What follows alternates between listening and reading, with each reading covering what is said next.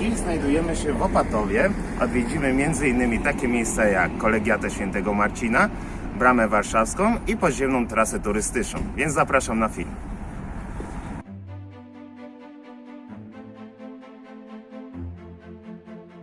Opatów należy do najstarszych i bogatych w wydarzenia historyczne miast Polski. U początku jego istnienia powstała osada i warowny gród noszący nazwę Zimigród, położony prawdopodobnie na wzgórzu w okolicach dzisiejszego klasztoru Bernardynów.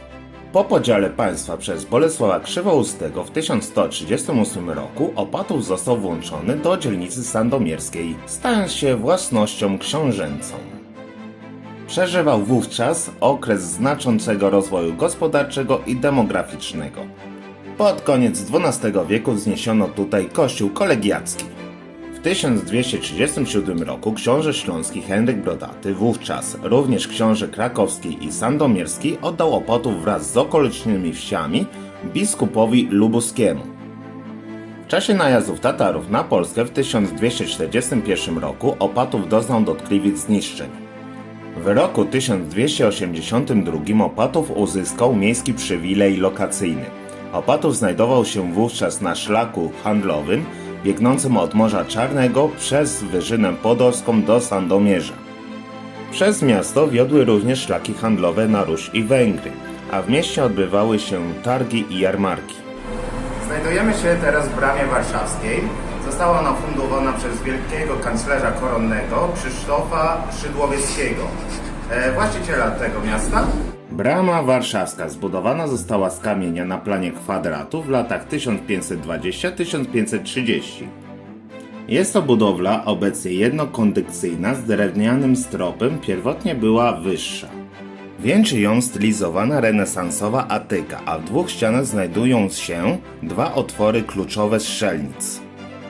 Nad arkadową bramą wjazdową widnieje dobrze zachowany herb rodzinny Szydłowieckich, Odrowąż, a nad nim obraz Matki Bożej zawieszony na bramie przez księdza Szymona Pióro w roku 1922 roku, w rocznicę Bitwy Warszawskiej zwanej w historii Cudem nad Wisłą. Najcenniejszym zabytkiem architektury romańskiej w Polsce jest Kolegiata Świętego Marcina, zbudowana już w XII wieku. Kolegiata na przełomie XV i XVI wieku była przebudowana. Jest to trzynawowa bazylika z transeptem i dwuwieżową fasadą. We wnętrzu na szczególną uwagę zasługuje XVI-wieczny zespół nagrobków z marmuru i brązu rodziny Szydłowieckich. Umiejscowiony w nawie poprzecznej z płytą tzw. lamentem opatowskim, płaskorzeźbą z brązu wyrażającą rozpacz przedstawicieli różnych grup społecznych po śmierci kanclerza Szydłowieckiego. Poza tym warto zwrócić uwagę na renesansowy obraz Matki Boskiej z Dzieciątkiem i świętym Janem przypisywany autorstwu Timoteo Viti z Urbano, polichromię, portale wewnętrzne i detale kamieniarskie, a także barokowe stele kanonickie. A tu, proszę Państwa, jest klasztor Bernardynów, założony w XIV wieku i wybudowany na pozostałościach poprzedniego kościoła, który był już podobno wybudowany w 1040 roku, kiedy ta miejscowość nazywała się Zimigród. Obecnie istniejące zabudowania zostały gruntownie przebudowane w latach 1751-1765 w stylu późnego baroku. Na szczególną uwagę zasługują rzeźby w ołtarzu głównym dłuta Macieja Polejowskiego, przedstawiciela tzw. krakowskiej szkoły rzeźby doby rokoko. Poza tym cenne są także ołtarze boczne wypełniające wnęki w bokach nawy, rzeźba Chrystusa w tłoczni mistycznej, a także epitafia. W kościele zachował się również unikatowy krucyfiks gotycki z 1400 roku. Do kościoła przylega budynek klasztoru z częściowo zachowanym pierwotnym układem architektonicznym. Teraz przejdziemy do trasy podziemnej, gdzie jest wystawa Złotego Wieku Opatowa. Zapraszam. Okres Prosperity przypadł zwłaszcza na czasy kanclerza Krzysztofa Szydłowieckiego, właściciela Opatowa. Opasane murami miasta ograniczało możliwość budowy nowych budynków, a piwnice już istniejące nie wystarczały rozwijającym się składom kupieckim i pracowniom rzemieślniczym.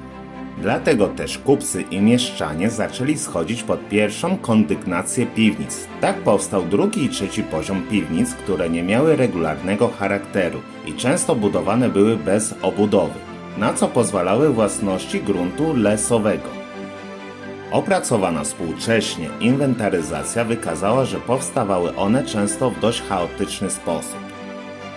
Piwnice służyły nie tylko do przechowywania towarów, ale i do celów obronnych.